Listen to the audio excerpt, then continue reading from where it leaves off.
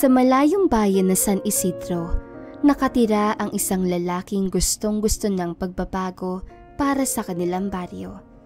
Gusto niya ng panibagong proyekto para sa paaralan ng kanilang lugar at pagbabago kung saan pantay-pantay lamang ang tingin ng lahat sa isa't isa.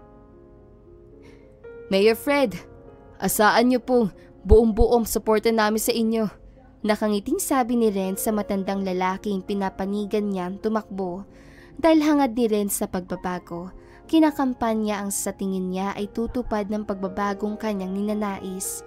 Ramdam na ramdam niya kasi ang sinseridad sa boses ng lalaki habang nagsasalita ito kanina. Maraming salamat, Renz. Nakangiting sabi ni Fred. Asahan mong may pagbabago magaganap sa lugar natin. Tutuparin ko ang aking pangako sa oras na ako'y manalo. Kilalang kilala kasi ni Renz ang kabilang partido. Halos dekada na yung nasa pwesto bilang mayor, ngunit wala namang nangyayari sa kanilang lugar. Laking pasasalamat ka ni Renz na may tumakbo at lumaban dito. Crawford, aasahan din po namin ang libreng ospital niyo Sabi ng Moy-Moy, kaibigan ni Renz, na gusto rin sumuporta kay Fred. Mahalaga rin po kasi yun, lalo pa at maraming hindi afford ang gamutan dito sa baryo natin. Akong bahala.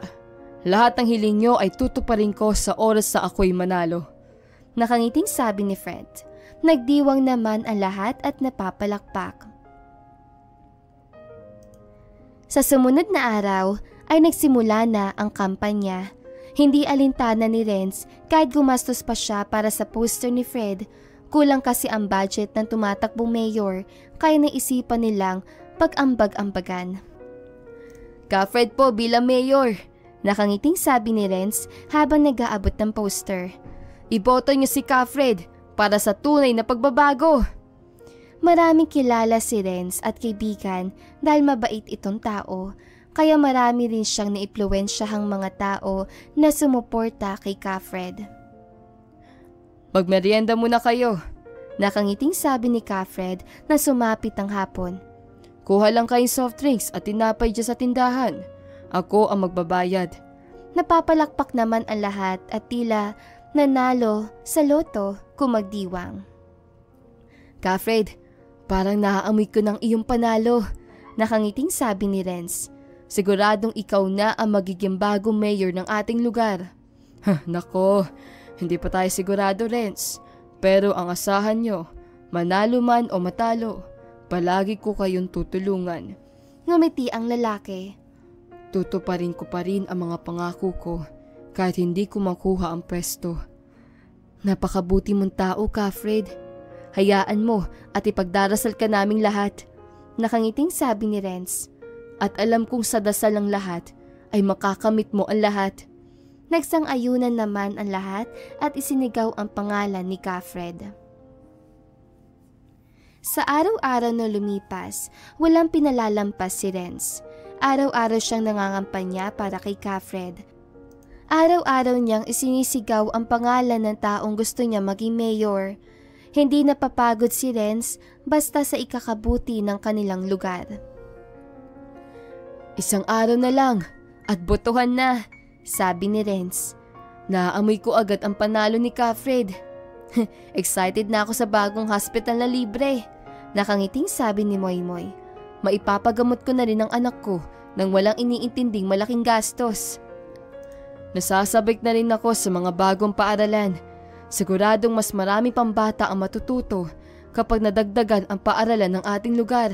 Nakangiting sabi ni Renz. At lilitaw na rin ang budget na para dapat sa atin, sabi naman ni Lena. Sumapit ang botohan. Wala talagang pagdadalawang isip ang lahat na iboto ang panig ni Ka-Fred. Lahat ay nanindigan sa lalaki. Dahil sa mga salitang itinatatak ni Ka-Fred, siya ang nanalo na bagong mayor ng kanilang lugar. Labis sa pagdiriwang ang ginawa ni Renz dahil sa sobrang saya. Hindi rin maiwasang maging emosyonal ang iba. Salamat po sa inyong lahat. Emosyonal na sabi ni Ka-Fred.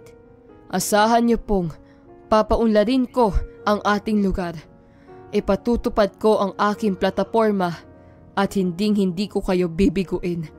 Lahat ng tao ay naniwala kay Kafred ay isinisigaw ang pangalan nito at nangunguna sa mga yon si Renz. Renz, bakit parang hindi na tayo pinapansin ni Mayor? Naisaad ni Moy habang nagtatrabaho sila. Ilang buwan na pero bakit wala pa rin nangyayari sa kanyang proyekto? Alam niyo ba ang chismis? Kaanid din pala ni Mayor Fred ang dating mayor. Mukhang mapapariwara lang ulit ang paghihirap natin. Mapait na sabi ni Lena. Mukhang ginamitan tayo ni Kafred. Huwag kayong mag-alala. Kakausapin ko si Kafred. Sabi ni Renz. Sigurado naman kasi akong okay si Kafred.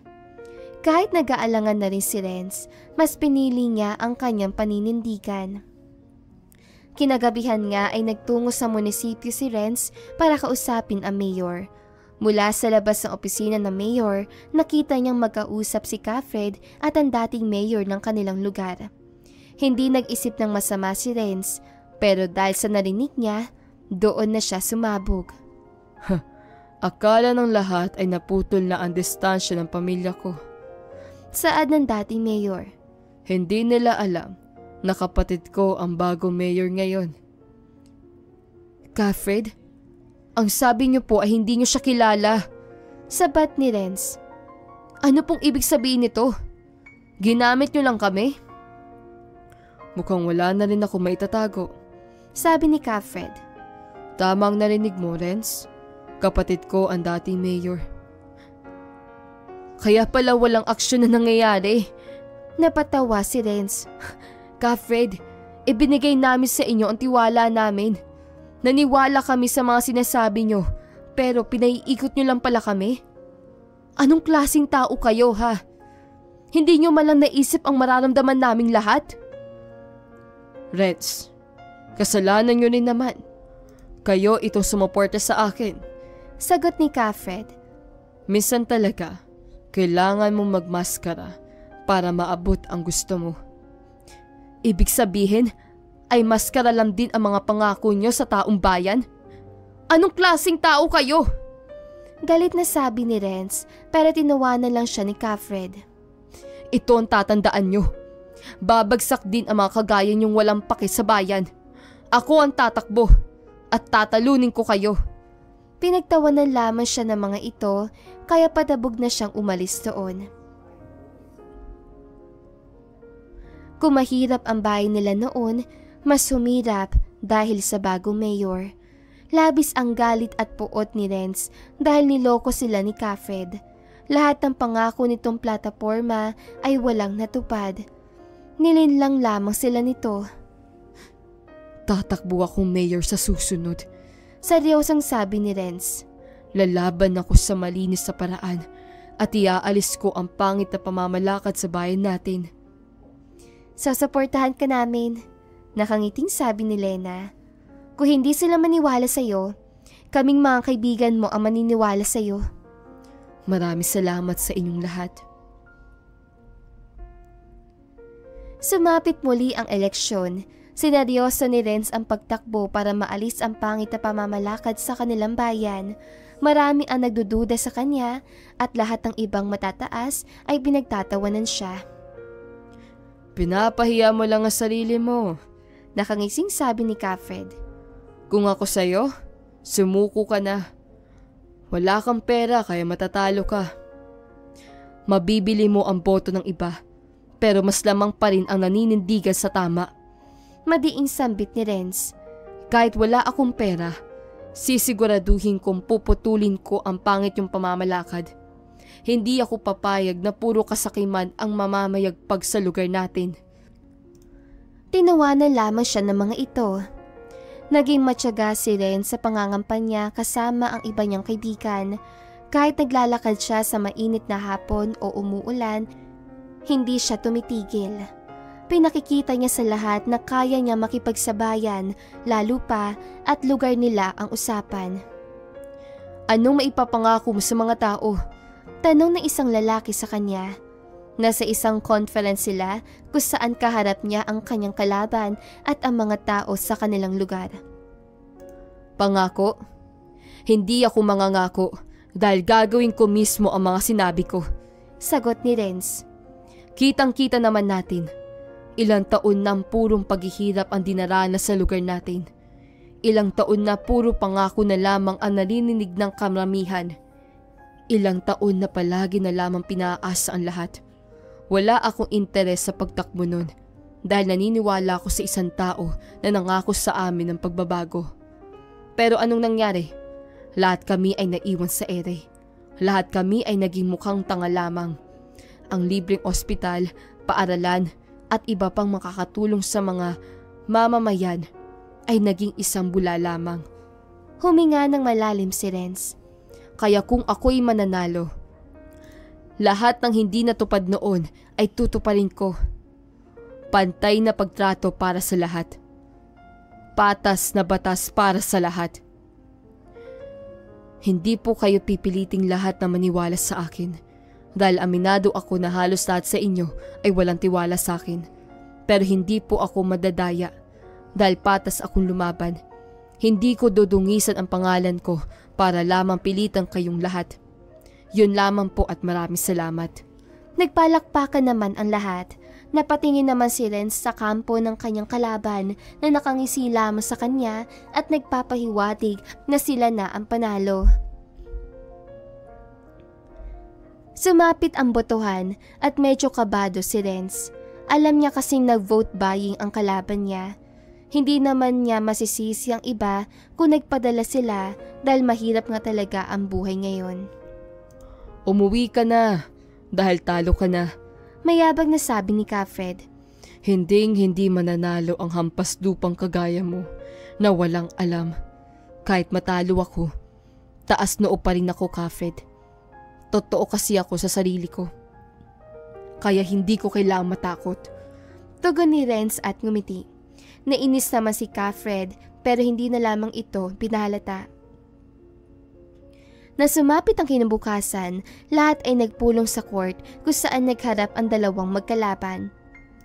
Confident si Kafred na mananalo siya habang si Renz ay nakangiti lamang. Hindi sigurado si Renz kung pinalad siya pero ayos lang sa kanya. May susunod pa namang taon at lalaban pa rin siya. Ang pinakamaraming boto at ang magiging mayor na San Isidro ay si Renz Aguilar. Nagulantang naman si Renz na mabanggit ang kanyang pangalan. Lahat naman ng tao ay napasigaw at naging emosyonal. Samantalang ang kalaban ni Renz ay hindi makapaniwala. Nandaya ka yata eh! Galit na sabi ni Kafred bago iduro si Renz. Madaya ka! Ikaw ang madaya, Kafred! Sigaw na isang ginang bago ibalibag ang envelope na may pera sa stage. Ayan na ang pera mo. Doon kami sa totoo sa amin. Kanya-kanya ng bato ng envelope ang mga taong nakatanggap ng sobra mula sa panig ni Kafred. Hindi nagpadala ang taong bayan sa pera at mas pinili ang sigaw ng puso nila. Alam nilang may pagbabago kapag si Renz na. Alam nilang magbabago ang bayan nila sa bagong mayor nila. Ang galing-galing mo! Masayang sabi ni Moymoy bago yakapin ng kaibigan. Salamat. Emosyonal na sabi ni Renz. Maraming salamat po sa inyong lahat. Maraming salamat po. Mayor Renz! Mayor Renz! Mayor Renz! Sigaw naman ni Lena kaya nakigaya ang taong bayan. Lahat ay nagkaisa dahil sa itinanghal na mayor ngayon. Lahat ay masayang masaya at lahat walang pagsisisi sa kanilang boto. Pinatunayan nga ni Renz na may isang salita siya at hindi puro salita lamang ang pangako. Ipinatayo niya ang libreng ospital para sa mga tao ng lugar nila. Dinagdagan niya rin ang paaralan sa kanilang lugar at sinigurado niya rin na buwan-buwan ay makakatanggap ng budget ang bawat pamilya sa lugar nila. Ang ganda na pagbabago sa lugar natin, nakangiting sabi ni Moymoy. Maraming salamat, Mayor. Ako ang dapat pagpasalamat dahil nagtiwala kayo sa akin at binigyan niyo ko ng pagkakataon. Nakangiting sabi ni Renz. Worth it naman ang pagtitiwala namin sa iyo. Nakangiting sabi ni Lena.